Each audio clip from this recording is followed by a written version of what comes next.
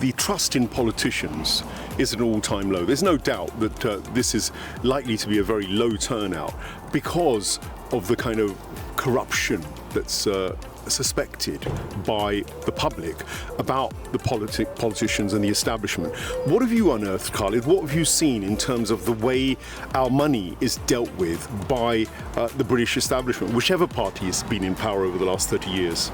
You ask a very good question, because it's virtually everybody you speak to is in despair, because there's a huge disconnect, because we're told that there's not enough money for hospitals, but yet suddenly there's 40 to 60 billion to spend on foreign wars, from which no British worker got any benefit at all. Name one. Nothing. Absolutely nothing. But that 40 to 60 billion was a boondoggle for those that had invested in armament suppliers. The Workers' Party has got a very ethical view on foreign policy, which is we need a UK-centric defence policy, and we need to review our position in NATO. Why should we commit 2.5% of our GDP? That's a huge number. That's like a paycheck to the defence organisations, where we don't see any actual benefit from this huge expenditure. Now, if you look at just one other area, I could mention probably 2 or 3 other areas actually. If you look at the National Health Service, back in the 2000s, cost us £29.5 billion, 29.5 billion pounds, which is a lot of money. But what do you think it cost in 2022? 190 billion. So it's not the lack of expenditure. So we're spending 6 times as much. So I thought, oh, maybe the patient numbers have gone up. Patient numbers have gone up 0.7 times. The cost has gone up over 6 times. So what's happened? What's happened? Did the doctor's pay go up? Doctor's pay is, the staff pay, so. Staff pay has gone up maybe 50 billion. So what's happened to the other 100 billion? And the fact is that you have loads of privatisation of various services. Like, take, for example, translation services.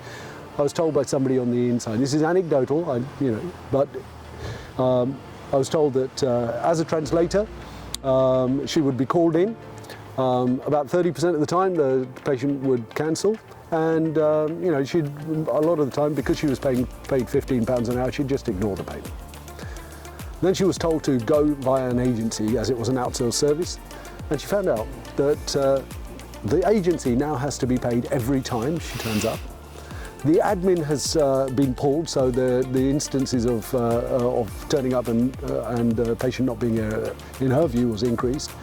And her view was that the agency charge was about 5-6 times as much as what she was paid. So that takes you, if I take the £15 and upgrade it, that means the agency was paid somewhere around £100. Now there's waste for you. That's happening in all of the service. So what you're having in the National Health Service is a massive leakage away from patient care and into privatised businesses. Right? All of these profit margins squeezed out of these businesses are what's pushing these costs up. If you look at another example, in the COVID situation, do you know how much they spent on COVID? £370 billion. There isn't 300 million to get the Watford hospital built. I think that now the cost of the Watford hospital apparently is ballooned to 1.3 billion. I'd like to understand how on earth that could be 1.3 billion. Budget for education is 80 billion. Do you know what the total transport budget is for the whole UK? 20 billion. 370 billion. And we could have renewed all the roads, built high-speed rail, built hundreds of new schools and hospitals. Where was the accountability? So, MPs vote to cut child benefit. They get £6,000 dependent allowance. They vote to cut London waiting for people in Watford. They get a London allowance of 6,000 or something pounds. They also get another 30,000 to rent a place in London. right? Whereas the rest of us have to commute. The privatised railway system is a disaster. We have either cars and then people are charged for their cars as well.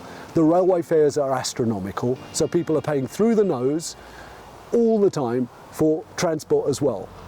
And then they witter on about green policies. So green energy costs far more, so we have to pay for that.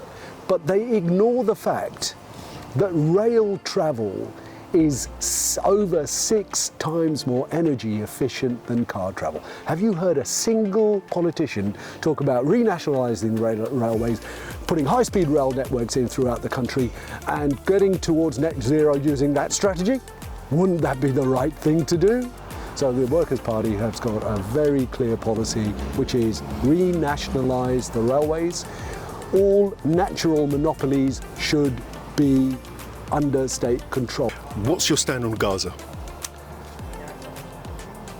The stand on Gaza, how can we Brits want fairness and respect for ourselves when if we choose to deny fairness and respect for the people of Gaza?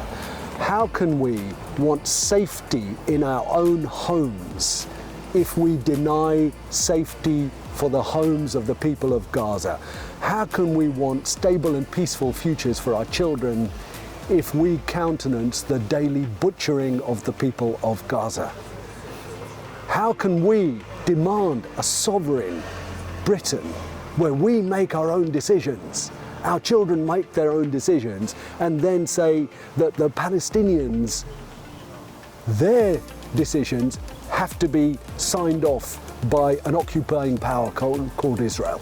It makes no sense. I cannot here demand these things for myself without also demanding the same things for the Palestinians of Gaza. Fabulous. Thank you very much, Khalid. Thank you.